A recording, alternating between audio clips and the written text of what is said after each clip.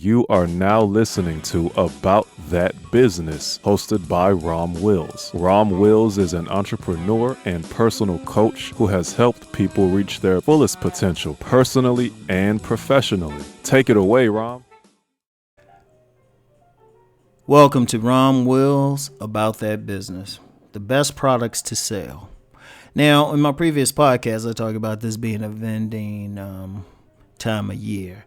Now, I want to talk about the best products to sell. And just to be clear, selling these products are not limited to just this time of year.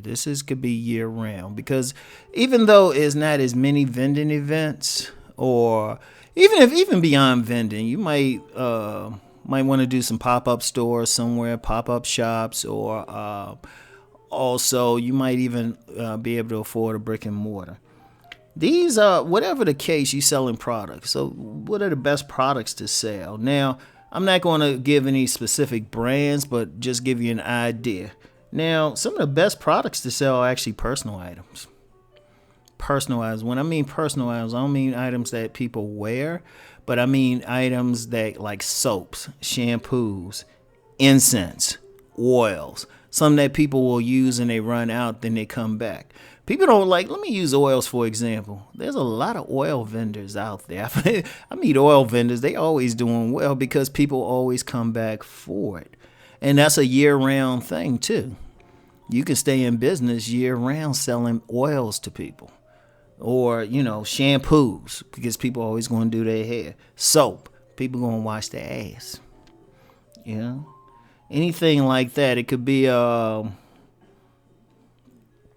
if you're in the food business, definitely food person, stuff like that.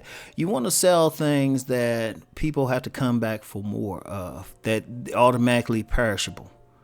You notice a lot of times, a lot of people who sell products like that aren't complaining as much about a recession. Now, usually if they do get in trouble, it's usually a big company who, for whatever reason, they can't sell their products like they used to. But that's a bigger thing, and they compete. And actually, what's happening there, they're competing with someone else selling the same type of product. The other people are just better advertising or something like that. But personal items, even there's a lot of talk about a recession. People still going to buy soaps, and people still going to buy certain foods, no matter what. People still going to buy that stuff. Anything, any personal item, grooming item or something like that, people always going to buy it. And I've never seen anyone who sell it to really lose out.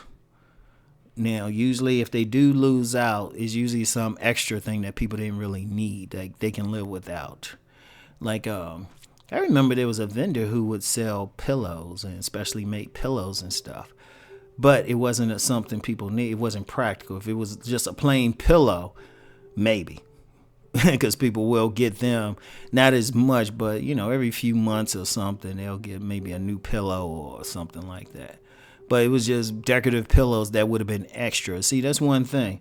If you have the best, they ain't always the best product. They very niche orientated. If you got something that people are not going to use. Now, if you can find the right market, go for it. But that's how a lot of people, they'll sell something that could be almost considered like or what they call it in retail tchotchke gifts. And that's something that people normally use. They just getting it. Not the best thing. Now, those are just personal items.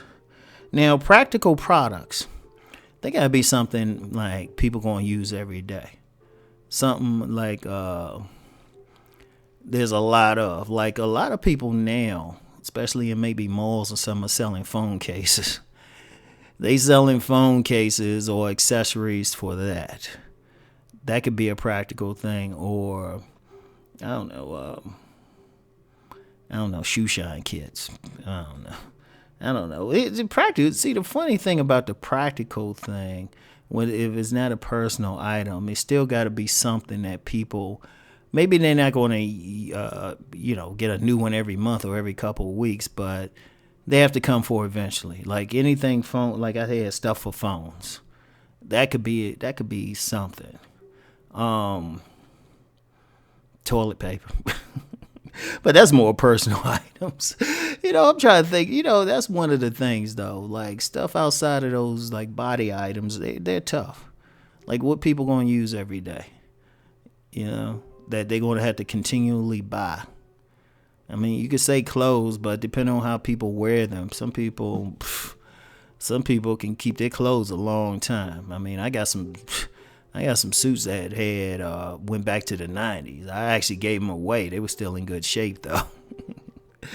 So, but pretty practical product that people want to always use, hats. And whenever it's get cold, people always gonna want new hats, gloves, all that stuff.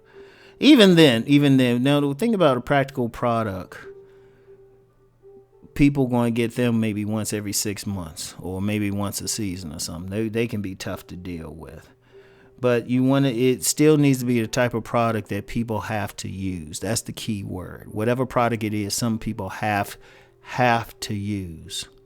Not just some extra thing or some unique thing that people don't have to use all the time. Like, I saw like last Christmas.